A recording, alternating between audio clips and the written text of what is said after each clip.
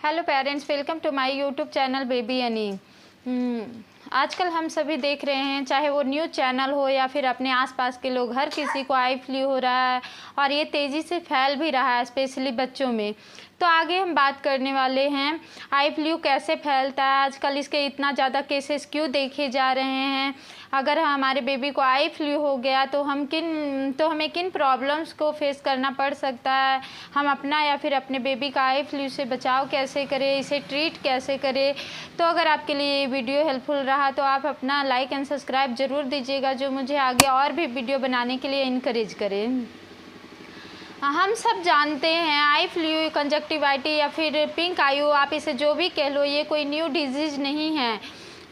ये पहले भी हुआ करती थी, बस इस बार मौसम परिवर्तन के कारण कुछ ज़्यादा बढ़ गई हैं। मानसून जब भी आती है अपने साथ बहुत अच्छी यादों के साथ कुछ डिजीज़ भी लेकर आती हैं, उनमें से ही एक आई फ्लू भी है।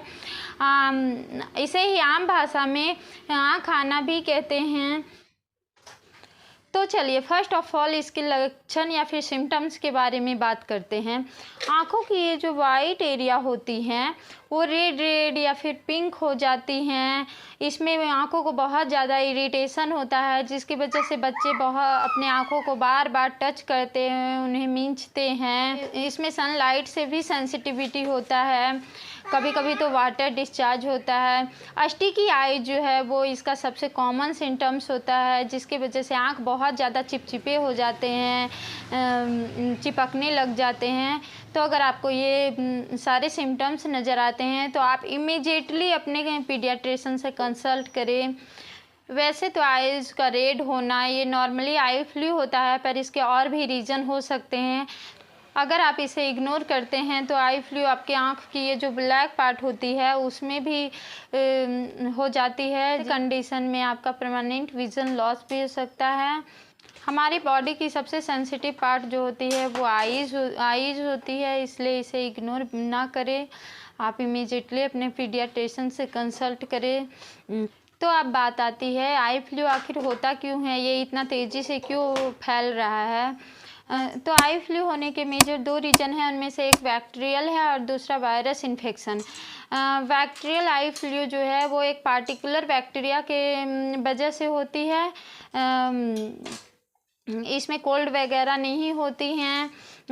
स्टिकी आई जो है इसका ही सबसे कॉमन सिम्टम्स है, जिसमें ग्रीन या फिर येलोइश डिस्चार्ज, आँखों से ग्रीन या फिर येलोइश डिस्चार्ज होता है। वायरल इन्फेक्शन, इसमें अगर वायरस किसी तरह आँखों में आ जाती है तो ऐसे कंडीशन में आई फ्लू होने के चांस बढ़ जाते हैं।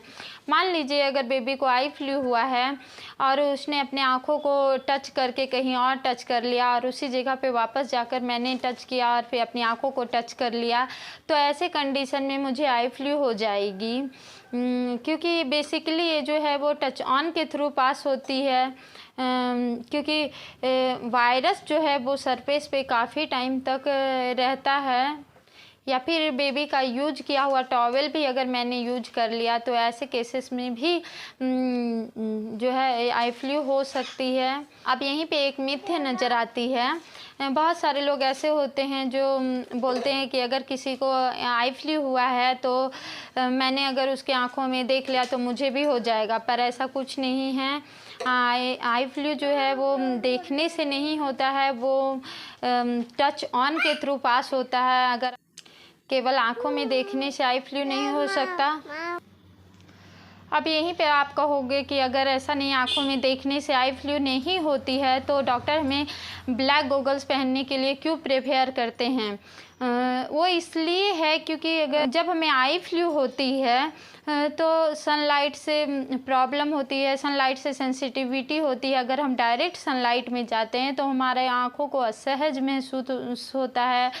उस टाइम पे लोग डार्क में रहना ज़्यादा पसंद करते हैं, तो इसलिए ब्लैक गॉगल्स लगाने के लिए डॉक्टर हमें प्रेफर करते हैं। अगर हमारे बेबी को आई फ्लू हो जाती है तो उस टाइम पे हमें ज़्यादा केयरफुल रहने की ज़रूरत होती है, क्योंकि उस टाइम बेबी जो है वो बहुत ज़्यादा सेंसिटिव हो जाते हैं, वो और भी ज़्यादा इरिटेटिंग हो जाते हैं। तो उन्हें ज़्यादा ध्यान देने की ज़रूरत होती है, क्योंकि उन्हें पता नहीं चलता है कि ये अचानक से सडनली उनके साथ क्या हो गया।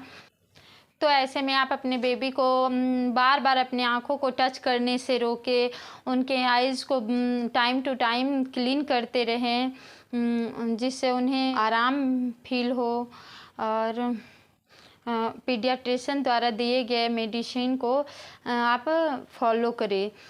उसके बाद फिर जो है ये आई फ्लू जो है वो 3 से 4 दिन में ठीक हो जाता है, टेंशन लेने की कोई बात नहीं है। ऐसे में ही बहुत सारे लोग होते हैं जो होम रेमेडी भी सजेस्ट करते हैं, पर मैं ऐसा बिल्कुल नहीं कहूँगी, क्योंकि आँख जो है वो सबसे सेंसिटिव पार्ट होता है हमारी बॉडी की। तो होम रेमेडी तो बिल्कुल ना ट्राई करें इस टाइम पे। अगर आपको ये वीडियो अच्छा लगा तो आप हमारे चैनल को like, comment, share and subscribe ज़रूर करें।